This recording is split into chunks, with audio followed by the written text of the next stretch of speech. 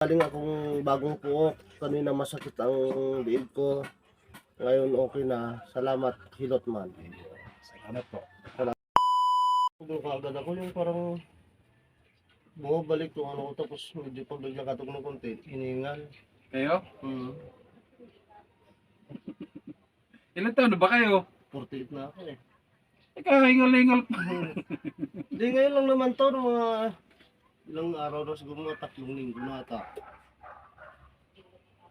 Eh, ibig sabihin, wala namang, yung ibang nararamdaman na, yun lang. Yun, minsan sumasakit ko rin dito, yung sa lamig siguro, mga gamit ko sa likod. Lamig na rin yan eh. Kung may lalabas mo yan, yung lamig na yan, mabilis ka kumain eh. Eh, yun nga, kahit kanina, kumain ako ng konti, parang busog ka agad ako, parang ano. Sa sandali lang ate, ganito lang muna.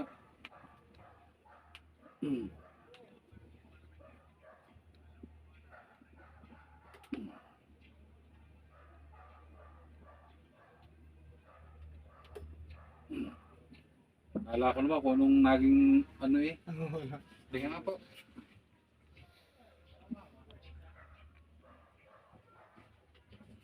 Check lang, baka mamaya eh. Kung anong kuhan. Tingnan niyo po rito muna. Masakit po ba pag nakaganyan? Medyo kasi may step ako sa ano eh. Kailan pa yung stepnik mo? 3 araw na ata to. Ay, madadala ang stepnik mong yan.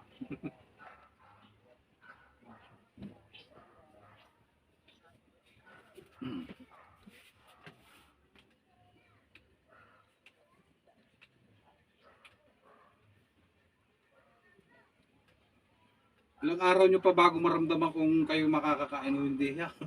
Pag hindi, pa-check up nyo rin yan. Kung bakit di kayo makakain. Kakain naman kaso nung ano, medyo ano, busog ka agad, mga ano lang to. Simula nung Parang may 30 kabag. ata. Ha? Kabag. Sa tiyan.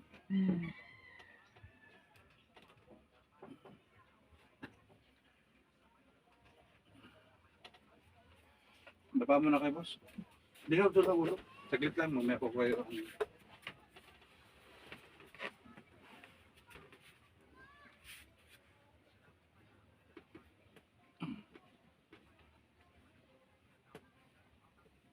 Punong-puno na. Panang kapal na ng kulang likod. 48 anyos, eh. Inhale, exhale lang po, sir, ha?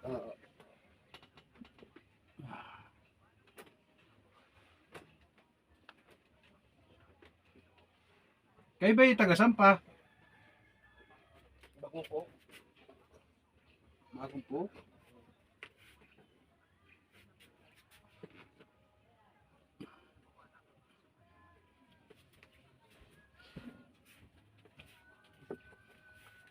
Teka lang hata talaga.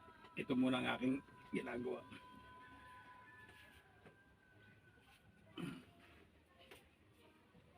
Ilang oras na yun, eh?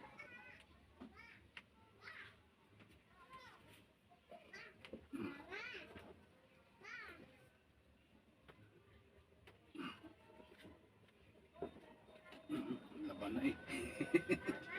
Mamaya ka.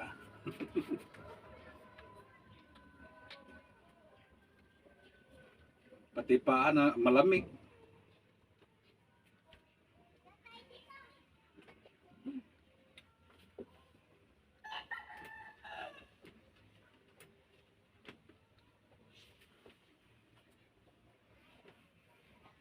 Hindi, baba mo na.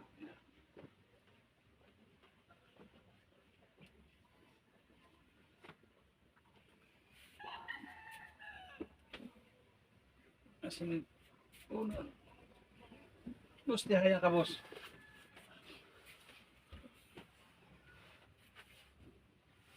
Dito, patagilid sa akin.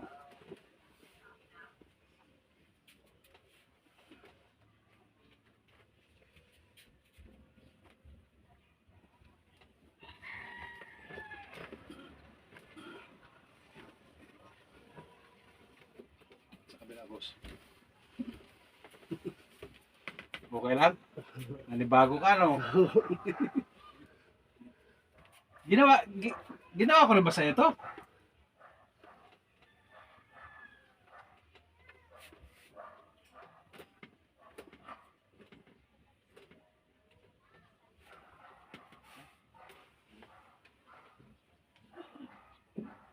Tigas din ang kulat yan.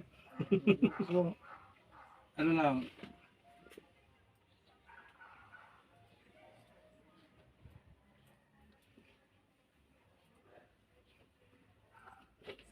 Ate, may tao. may tao, Kristen.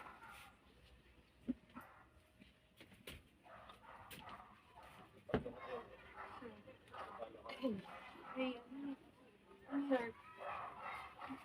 May sir pa.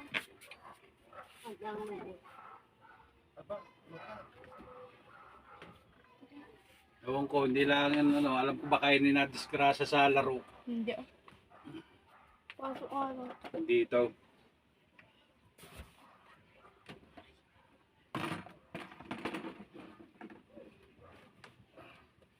Pumunta kayo, boss. Okay, okay na yan. Tingnan nyo nga po ulit doon. Hindi na naman sa... Okay, talaga na ni ano mo na. Dito, sagad nyo nga po. Sagad na, ano. Okay, salamat.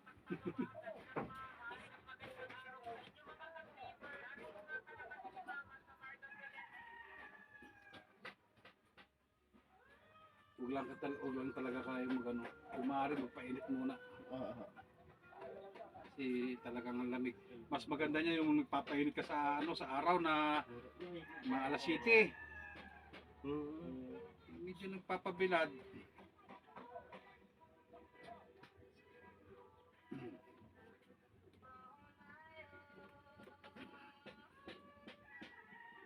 Yun.